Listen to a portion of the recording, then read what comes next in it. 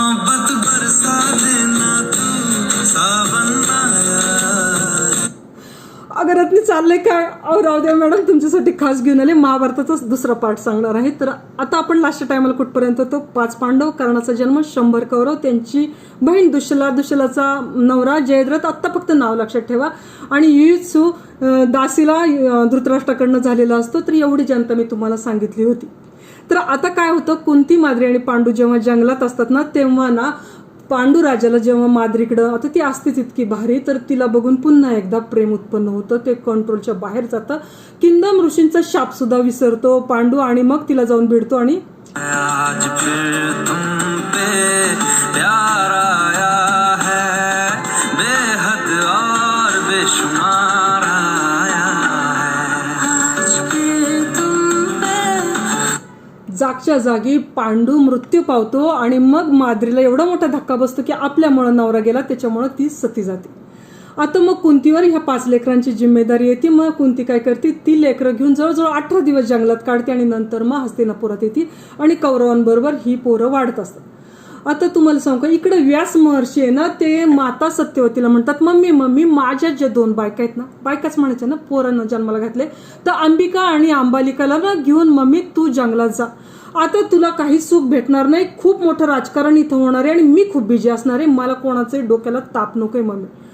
आणि मग सत्यवती ऐकते, आणि 2 सुनांना घेऊन ती जंगलात जाती, तपश्चर्या करतात, आणि तिथंच त्यांचा अंत होतो. आता इकडं गांधारी बरोबर शकुनी आलेला असतो ना, तर म्हणतात की महाभारताचा विषाची बीज शकुनी पेरतो, कुरुवंशाचा नाश त्याला करायचा असतो.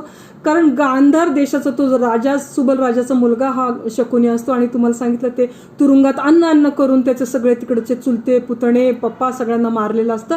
तर तो एक राग असतो, आणि भीष्माचार्यांवर राग असतो. भीष्माचार्यांनी धृतराष्ट्र अंध आहे असं गांधारीला सांगितलेलं नसतं. मग बहिणीला एवढा मोठा धक्का बसलेला आहे. पण गांधारी ही अशी पतिव्रता स्त्री असते की ती काय करते, अख्खं आयुष्य डोळ्याला पट्टी बांधून जगती, म्हणते की नवऱ्याला दिसत नाही तर मला सुद्धा बघण्याचा अधिकार नाही, अशी ती गांधारी असते. तर पण ह्या ना शकुनीचं बहिणीवर आणि ह्या कौरवांवर खूप प्रेम असतं, ते शेवटपर्यंत तसंच असतं. तर आता ना ही लेकरं जी मोठी होत असतात ना, कौरव पांडव, त्याच्यामध्ये ना कौरवांचा दुस्वास पांडवांशी सुरुवात व्हायला लागते, आणि त्याच्यामध्ये ना त्यांना ना जरा भीमाचा जरा जास्तच इसळ भरायचा. कारण भीम होता बी आडदंडाने आफटगडी, पार कोणाचं ऐकायचं नाही. आणि त्याच्यात बी ना एकदा काय करतात, हे ना कौरव म्हणतात की आता ह्याचा काटा काढायचा, म्हणून त्याच्या ना अन्नामध्ये असं इश काढतात. आता गुंगी येऊन पडतं का लेकरू, हे काय करतात, वेलीनी ना त्याचं शरीर बांधतात आणि असं गंगेत सोडून देतात. गंगेत सोडून दिल्यानंतर ते असं खाली खाली जायला लागतो का, तर तिकडं आहे ना साप त्याच्या अंगाखाली चेंगरायला लागतात, आणि मग ते इकडे तिकडं पळायला लागतात. आणि मग वासुकी सर्पाकडे येतात आणि म्हणतात की आपल्यावर अरिष्ट आले, आता बघा. तर वासुकी म्हणतो काय आले, आणि त्याला माझ्यासमोर हजर करा. मग भीम येतो समोर आणि म्हणतो की मी कुंतीपुत्र भीम. तर वासुकी म्हणतो अरे हा आपला पाहुणा कुंतीचा पिता आर्यक नागांचा नातू आहे, त्याच्यामुळे तुम्ही ह्याचा पाहुणचार करा, याला अजून काहीतरी द्या. आणि मग विषाचे घडे त्या भीमाला प्यायला देतात, आणि नंतर मग भीम असा अजून शक्तिशाली बनतो, आणि नंतर मग टाटा बाय बाय होतं. मग भीम पुन्हा माघारी येतो, आणि मग भावांना सांगतो की असं असं दुर्योधन दुःशासनाने केलंय, मी आत्ता त्यांचा मुर्दा पाडतो. तर युधिष्ठिर थांबवतो, तर थांब रे, वेळ आहे अजून आपल्याकडं, घाई करू नको. मग आता ही लेकरं अशीच ना, आता लेकरच ती एकत्र खेळत असतात. तर एकदा काय होतं, खेळता खेळता त्यांचा चेंडू ना इरीत पडतो. काढायचं कसं, इकडं तिकडं बघतात तर ना युधिष्ठिराला ना एक आहे ना ऋषीमुनी दिसतात, आणि तो त्यांना जाऊन भेटतो. काका आमचं चेंडू काढून देतं का. ते ऋषीमुनी म्हणजे द्रोणाचार्य. तर द्रोणाचार्य विचारतात तू कोण, तर मग तो सांगतो ओळख बिळख. आणि नंतर इकडं द्रोणाचार्य काय करतात, गवताची पाती असे शर आहे ना मंत्रून टाकतात त्या इरीमध्ये, आणि तो चेंडू बाहेर येतो. आणि नंतर मग त्या लेकरांना आश्चर्य वाटतं, म्हणतात काका तुमची ओळख सांगा ना. तर ते म्हणतात ऐक, तुझा जो पंजा भीष्माचार्य ना त्यांना ही सगळी कथा सांग. मग ही लेकरं भीष्माचार्याकडे येतात आणि सांगतात. तर भीष्माचार्य म्हणतात अरे हे दुसरे तिसरे कोणी नसून सुप्रसिद्ध धनुर्धर द्रोणाचार्य आहेत, कृपीचा नवरा. चला चला मला घेऊन जा, तुम्हाला टीचर भेटलाच म्हणून समजा. आणि नंतर येतात आणि द्रोणाचार्यांना भेटतात आणि म्हणतात की तुम्ही कशी आहात आणि कृपी कशी आहे. तुम्ही विचाराल कोण कृपी, तर कृपी आहे ना कृपाचार्याची बहीण. तर तुम्हाला सांगितलं होतं भीष्माचे पप्पा शांतनू राजा, त्याला शिकारीचं याड. असंच एकदा शिकार करता करता त्याला ही जोडी पोरं सापडतात एका झोपडीत, आणि तो ती सांभाळायला राजवाड्यात घेऊन येतो आणि सांभाळ करतो. ऍक्च्युली ही पोरं कोणाची तुम्हाला सांगू का, गौतम ऋषीपुत्र शरद्वान ऋषी, तो इतका तपस्या केलेली असते, त्यांनी एवढे अस्त्रशस्त्र मिळवलेले असतात. इंद्राला टेन्शन येतं की आता आपलं काही खरं नाही, तर मग त्या जमान्यात ना ऋषीची तपस्या भंग करायला ना अप्सरा पाठवायची. तर मग इंद्र सुद्धा एक जानपदी नामक अप्सरा ह्यांचं तपस्या भंग करायला पाठवते, आणि जानपदी असतीच इतकी सुंदर की ह्यांचा तपस्या भंग होतोच. गुलाबी आंखें जो तेरी देखी, शराबी ये दिल हो गया, संभालो मुझको ओ मेरे यारो, संभलना मुश्किल हो गया. आणि नंतर मग एवढे ते हे होतात, आणि त्याच्यामध्ये त्यांचं वीर्यस्खलन होतं त्या जानपदी नामक अप्सरेला बघून. आणि मग ते काय करतात, ते वीर्य आहे ना शरखंडावर पडतं, आणि त्याच्यातनं ही जुळी मुलं जन्माला येतात, कृप आणि कृपी. कृपाचा कृपाचार्य होतं. तुम्हाला नंतर महाभारत युद्धानंतर जिवंत व्यक्ती ज्या राहतात ना त्याच्यामध्ये कृपाचार्याचा उल्लेख येईल. आणि ही जी कृपी असते ती द्रोणाचार्यांची बायको होती नंतर. कारण काय होतं, हा शरद्वान ऋषीला जेव्हा कळतं की शांतनू राजा आपली मुलं सांभाळतोय, तर ते त्याच्याकडे जातात आणि त्यांना कथा सांगतात ह्यांच्या जन्मामागची, आणि म्हणतात की मी हे लेकरं नेतो, ह्यांना थोडं माझ्याकडचं ज्ञान देतो, आणि मग ही तुमच्या राज दरबारामध्ये नंतर उपयोगी येतील. आणि मग अशा प्रकारे कृपाचार्य हस्तिनापुरात तुम्हाला बऱ्याच वेळा दिसतात. असं होतं. नंतर मग आता तुम्हाला द्रोणाचार्यांचं पण कौतुक वाटत असेल की का बरं द्रोणाचार्य नाव, तर द्रोणाचार्यांच्या नावातच द्रोणामध्ये जन्म झालेला आहे. तर द्रोणाचार्यांचे पप्पा सुद्धा सुप्रसिद्ध धनुर्धर असतात, भरद्वाज ऋषी, आणि त्यांची सुद्धा खूप मोठी तपस्या असते. आणि मग ते ना रोज सकाळी जेव्हा एकदा आंघोळीला जातात, तर तेव्हा ना त्यांना त्यांच्या आधीच एक ना अप्सरा तिथं आंघोळ करत असते, घृताची नामक, आणि ती पूर्ण पाण्याने भिजलेली असते, आणि हे तिला बघतात आणि तिच्या प्रेमातच पडतात.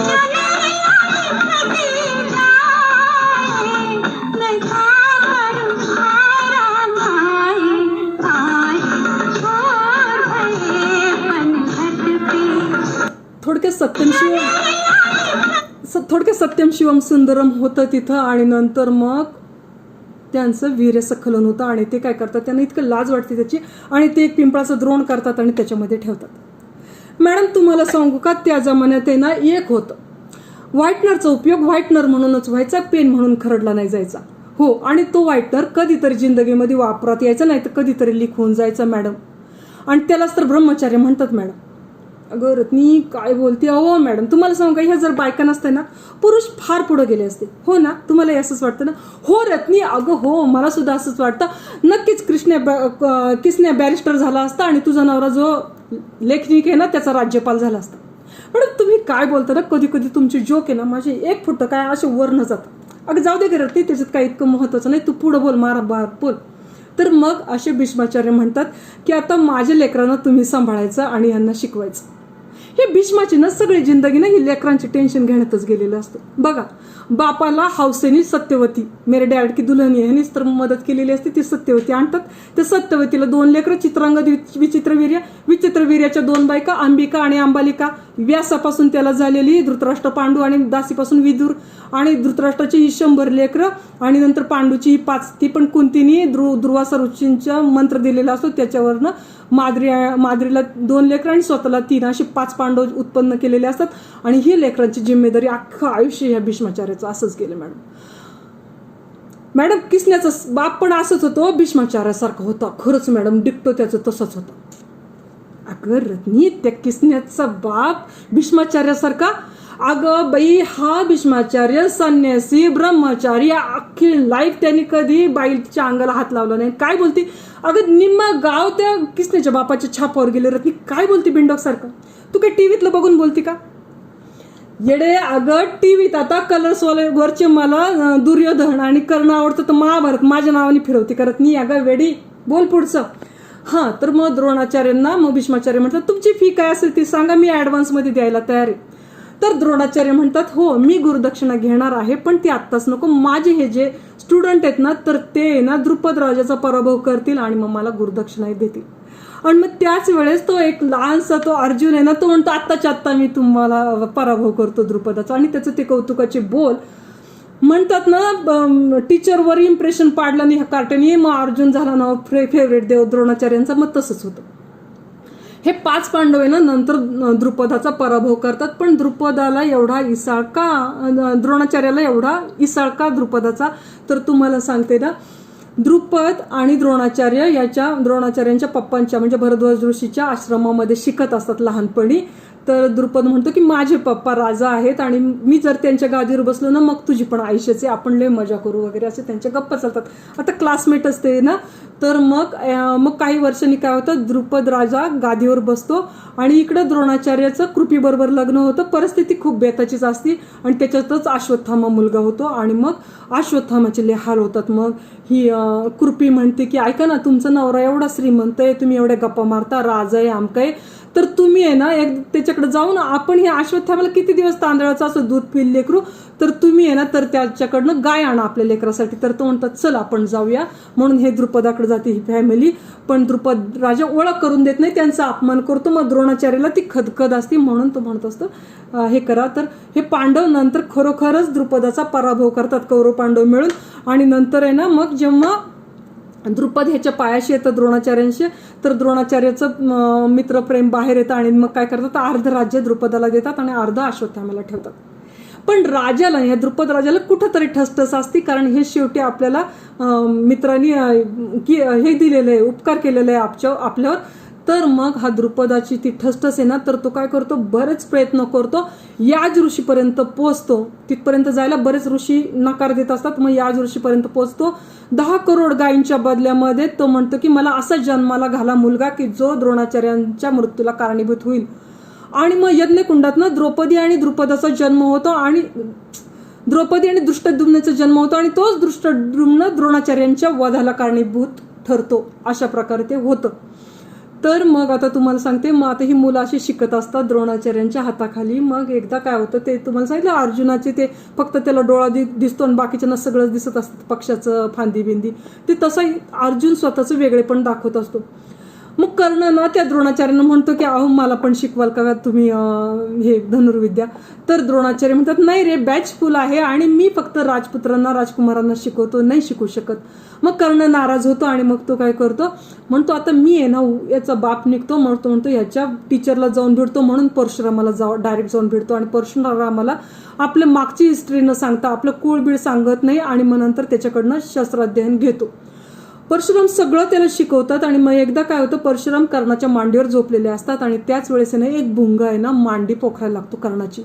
रक्ताचा पाठ व्हायला लागतो, तरी कर्ण जागचा हलत नाही, कारण गुरु झोपलेला आहे मांडीवर. मग असंच तो सहन करत राहतो. आणि जेव्हा परशुरामाला जाग येते तर बघतात रक्ताचा पाठ वाहतो आणि कर्ण काही हल्लेला नाहीये. तर ते म्हणतात नक्कीच तू तुझं कुळ लपवलेलं आहेस, तू मला फसवलेलंच आहे.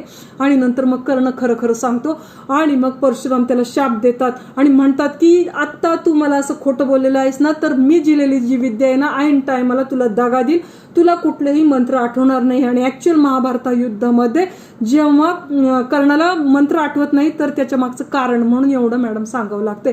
नंतर मग अचानक तुमचा खूप गोंधळ होईल.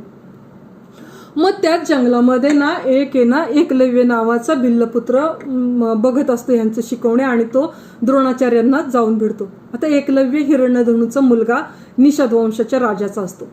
ऍक्च्युली हिरण्यधनुला पण जंगलात सापडलेला असतो एकलव्य. तर एकलव्य म्हणतो की मला शिकवाल का टीचर. तर ते म्हणतात अरे नो वॅकन्सी बाबा, मी कर्णाला घेतलं नाही आणि तू बघतो नाही 100 कौरव पांडव नाही, इथं नाहीच आहे, वॅकन्सीच नाही. मग नंतर मग तो म्हणतो की मला, मग द्रोणाचार्य म्हणतात माझा आशीर्वाद आहे, होशील चांगला, असं म्हणून त्याला कटवतात. मी इकडं ना एकलव्य काय करतो, चांगलं प्रॅक्टिस करत असतो, द्रोणाचार्यांचा पुतळा तयार करतो मातीचा आणि त्याच्यासमोर तो शिकत असतो. मग एक दिवशी काय होतं, अर्जुन आणि द्रोणाचार्य जंगलामध्ये फिरत असतात आणि त्याच वेळेस ना कुत्र्याचा आवाज येतो. इतकं त्या सगळ्यांना त्रासदायक होतो आणि जरा वेळाने तेच कुत्रं आहे ना असं तोंडामध्ये सगळं असं बाणांचा गुच्छ असतो आणि कुठंच रक्त नसतो. तर अर्जुन म्हणतो बघा टीचर, कुणी असे बाण मारले, तुम्ही मला कमी शिकवलं, तुम्ही म्हटलं मी टॉपर असेल आणि बघा हे तर मला जमू शकणार नाही. तर द्रोणाचार्य म्हणतात अरे थोडं दम धर, मी मॅनेज करतो. म्हणून ते पुढे जातात आणि मग बघतात तर एक मुलगा पुढे येतो. तर ते द्रोणाचार्य म्हणतात कोण तू. तर ते म्हणतात मी तुमचा स्टुडंट एकलव्य. ते म्हणतात माझा स्टुडंट, हो मी तुमच्या मूर्तीच्या समोर अभ्यास केलेला आहे. मग द्रोणाचार्य म्हणतात बर मग आता तू गुरुदक्षिणा दिली पाहिजे. तर तो म्हणतो बास का, तुम्ही मागा तर खरं पाहिजे ते देईन. आणि नंतर मग ते म्हणतात तुझी उजव्या हाताचा अंगठा दे. त्याच्या मागे स्वार्थ असतो. द्रोणाचार्यांना फक्त अर्जुनाला टॉपर बनवायचं असतं आणि मग एकलव्य क्षणाचा विचार करत नाही आणि उजव्या हाताचा अंगठा त्याला देत. पण तुम्हाला सांगू का, एकलव्य 4 बोटांनी सुद्धा उत्तम धनुर्धर होतो नंतर प्रॅक्टिसनी. हो, जेव्हा जरासंध आणि शिशुपाल ह्याच्यावर आक्रमण करत असतात यादव सेनेवर श्रीकृष्णाच्या, तर त्यावेळेस एकलव्य चांगलं स्वतःचं युद्ध कौशल्य दाखवतो. श्रीकृष्णाला सुद्धा टेन्शन येतं आणि श्रीकृष्ण ऍक्च्युली एकलव्याचा वध करतो. एकलव्य श्रीकृष्णाचा चुलत भाऊ असतो. तुम्हाला सांगितलं होतं वसुदेव कुंती हे शूरसेनाची मुलं आहेत आणि शूरसेनाला ह्याच्या व्यतिरिक्त 9 मुलगे आणि 4 मुली आहेत. तर त्याच्यातला अजून एक मुलगा देवश्रवा हा एकलव्याचा बाप असतो आणि त्याचा जंगलामध्ये हरवलेला मुलगा हे एकलव्य असतो. आणि आता तुम्हाला सांगितलं जरासंध, तर जरासंधाला श्रीकृष्णाचा राग का, तर जरासंध हा कंसाला 2 मुली जरासंधाच्या लग्न करून दिलेले असतात आणि श्रीकृष्ण जेव्हा कंसाचं वध करतो तर स्वतःच्या 2 मुली विधवा झाल्या याचा राग जरासंधाला असतो. आता जरासंधाच्या जन्मामागे एक कहाणी आहे. तर मगधचा राजा बृहद्रथ हा बरेच वर्ष निपुत्रिक असतो. त्यांनी ना काशीच्या राजांच्या 2 मुली जुळ्या मुलींशी लग्न केलेलं असतं. तर हा निपुत्रिक राजाला चंडकौशिक ऋषी एक असं सफरचंद देतात आणि म्हणतात हे पत्नीला खायला घाल. आणि मग जरासंध काय करतो, घरी येतो आणि ह्या जुळ्या बायकांना अर्ध देतो. आता त्याच्यातनं असं होतं की अर्धच शरीराचं मूल जन्माला येतं. मग नंतर जरासंध काय करतो की हे जंगलात सोडून या म्हणून आदेश देतो आणि ते जंगलात टाकून दिलेलं. मग रात्रीच्या वेळी जरा नावाची राक्षसीणी येते आणि ते तुकडे हातात घेते आणि ते आपोआप जुळतात आणि त्याच्यातनं जरासंध तयार होतो आणि ती राजाला ते देऊन येते. असं असतो जरासंध असतो श्रीकृष्णाचा शत्रू. आणि इकडे तुम्हाला शिशुपालाचा उल्लेख दिला तर खरं ना जरासंधाने शिशुपालाला सगळं शिक्षण जरासंधानेच बघितलेलं असतं. शिशुपालाने दंतवक्र. तर आता शिशुपाल सुद्धा श्रीकृष्णाच्या आत्याचा मुलगा. ज्या शूरसेनाच्या 4 मुली ना तर त्याच्यामधला हा आत्याचा मुलगा असतो. तर त्याच्या मम्मीचं नाव असतं एक सेकंड श्रुतश्रवा नाव असतं शिशुपालाच्या मम्मीचं. दमघोषाच्या नवरा असतो तिचा. आणि काय होतं जेव्हा शिशुपालाचा जन्म होतो ना तर त्याला 4 हात आणि 1 डोळा जास्तीचा आलेला असतो. आणि आत्याच्या मुलाला बघायला बलरामाबरोबर जेव्हा श्रीकृष्ण जातो तर तेव्हा काय होतं त्याचे ते जादाचा हात आणि डोळा निघून जातो. मग तेव्हा श्रुतश्रवाला टेन्शन येतं की आपल्या मुलाचा मृत्यूला कारणीभूत श्रीकृष्ण होऊ शकतो. तर ती तेव्हा त्याला म्हणते की ऐक ना माझ्या मुलाचे तू अपराध पोटात घालायचे. तर श्रीकृष्ण म्हणतो चालेल मी 100 अपराध त्याचे पोटात घालेन. अशा प्रकारे 100 अपराध जवळजवळ श्रीकृष्ण शिशुपालाचे सहन करतो. आणि इकडं मी तुम्हाला अजून एक मुलगा दंतश्रव सांगितलं होतं. तर ना तर तो आहे ना अजून एक बहीण असते ना त्यांची, तर श्रुतदेवा, तर तिचा मुलगा हा दंतवक्र असतो. तो बृहत शर्मा पप्पा असतात त्याचे. तर ते दंतवक्राला असे दात बाहेर आलेले असतात. त्या या दोघांचं पालकत्व जवळजवळ जरासंध घेतो म्हणून हे आहेत. आता शिशुपालाला पण माहित असतं की श्रीकृष्ण आपला कधीतरी वध करणार आहे. आणि दुसरं एक कारण असं असतं की श्रीकृष्णाचा मित्र रुक्मी असतो आणि रुक्मीची बहीण रुक्मी म्हटलेलं असतं माझ्या बहिणीचं लग्न तुझ्याबरोबर लावतो. पण ना श्रीकृष्ण रुक्मिणीला पळवून नेतो आणि रुक्मिणीबरोबर विवाह करतो. तर तो राग शिशुपालाला असतो. आणि इकडं एकलव्य ह्याचा सांगितलं ना निषाद राजा ऑलवेज ह्या जरासंधाला मदत करत असतो. त्याच्यामुळं ओघाने एकलव्य तिथं असतो ते युद्धामध्ये. तर एकलव्याचं वध तुम्हाला सांगितलेलं आहे. तर आता हे सगळे 100 कौरव 5 पांडव द्रोणाचार्यांच्या हाती शिकत असतात ना. आणि मग आता परीक्षेचा वेळ येतो. मग परीक्षा घेण्याची ठरवतात. मग वेगवेगळ्या देशांच्या राजांना आमंत्रण दिलं जातं. तर तेव्हा मग चालेल मल्लयुद्ध असतं, कुस्ती बिस्ती सगळे वेगवेगळे धनुर्युद्ध वगैरे हे चाललेलं असतं. तर मग पांडव जवळजवळ जिंकत येतात आणि नंतर मग त्यांना कुणी हरू शकत नाही. त्यावेळेस कर्ण उभा राहतो आणि म्हणतो की मी तुमच्याशी लढायला तयार आहे. तर त्यावेळेस द्रोणाचार्य म्हणतात अरे इथं फक्त ना राजेच लढू शकतात आणि राजकुमारच लढू शकतात, तू सुतपुत्र तुला नाही लढता येणार. आणि मग तिथं कर्णाचा अपमान होतो आणि त्यावेळेस दुर्योधन तिथं असतो. तर दुर्योधनाला ते सहन होत नाही आणि दुर्योधन म्हणतो की आजपासून हा अंगदेशचा राजा होईल आणि त्याला राजा करून टाकतो. आणि मग तिथंच दुर्योधन आणि कर्णाची मैत्रीला सुरुवात होते आणि इतकी मैत्री होती की शेवट मरेपर्यंत ती मैत्री टिकते. कर्णाला माहीत होतं की 5 पांडव आपले सख्खे भावंड आहेत, तरी पण कर्ण बदलत नाही. तो प्रामाणिक राहतो दुर्योधनाबरोबर आणि दुर्योधनाचंही कर्णावर अति प्रेम असतं. अशी मैत्री बघायला मिळत नाही. तर अशा प्रकारे होतं. आता ही एक्झाम वगैरे झाल्यानंतर आता दुर्योधनाला आणि दुःशासनाला कळतं की आता हे पांडव आपल्याला जड पडणार आहेत, तर ह्यांचा अजून एकदा ट्रायल मारायला काय हरकत आहे. तर ते ना काय करतात, वारणावरताला ना लाक्षागृह बांधतात. म्हणजे त्यांचा असा प्लान असतो की तिथं पाठवलं आणि काडी ओढली की हे सगळे जळून मरतील. तर मग ते पप्पांना सांगतात धृतराष्ट्राला की त्यांना जरा आराम करायला पाठवा. मग धृतराष्ट्र म्हणतो अरे तुम्ही ना कुंतीला घेऊन 5 भावंड जरा आराम करून या म्हणून पाठवतात. आणि नंतर इकडं आहे ना हा असं विदुर आहे ना टीप देतो त्यांना आणि म्हणतो की असं असं तुमच्या जीवाला धोका आहे आणि मग तुम्ही भुयार खणून लापता व्हा. आणि मग तसंच होतं. इकडं काडी ओढली जाते. यांना सगळ्यांना वाटतं ते मेले, पण इकडून भुयारातनं ते बाहेर येतात आणि एका जंगलामध्ये जवळजवळ असेच भटकत राहतात. आणि मग रात्रीच्या वेळेस आहे ना भीम त्यांच्यावर राखणीला असायचा. आता राखणीला भीम असायचा तर मग ना त्या हिडिंब राक्षस तिथं राहत असतो आणि त्याला माणसांचा वास येतो. आणि तो बहिणीला म्हणतो चल का मला माणसांचा वास येतो, तू जरा जाऊन बघ आणि आपल्याला खायला घेऊन ये माणसं. आणि मग ती हिडिंबा राक्षसीन भावाच्या आज्ञेप्रमाणे जाते आणि बघते तर ती भीमाला बघते आणि त्याची इतक्या प्रेमात पडते. आणि ऍक्च्युली भीमाची पण नजरानजर होती, तो सुद्धा प्रेमात पडतो आणि दोघं एकमेकांकडे बघतच राहतात. आणि नंतर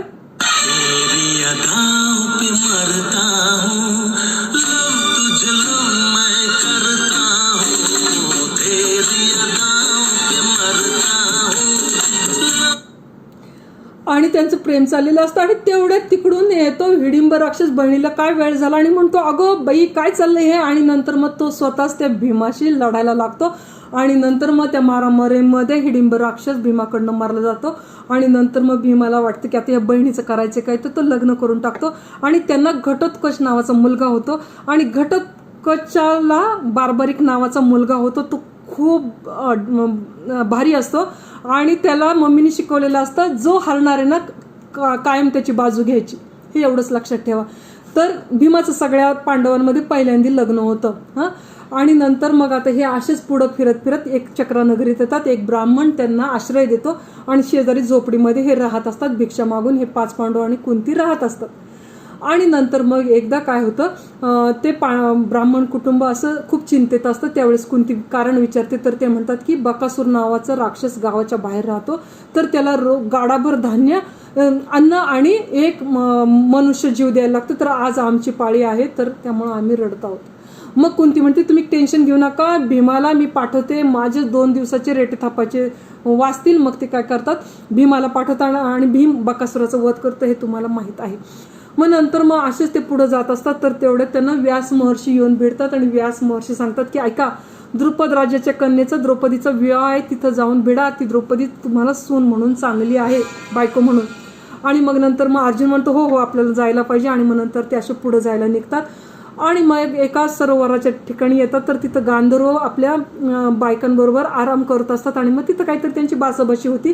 गांधर्वांना शरण यायला लावतात. मग गांधर्व चाक्षुष नावाची विद्या अर्जुनाला देतो, जेणेकरून त्याला पुढचं सगळं दिसू शकेल असे ते देतात.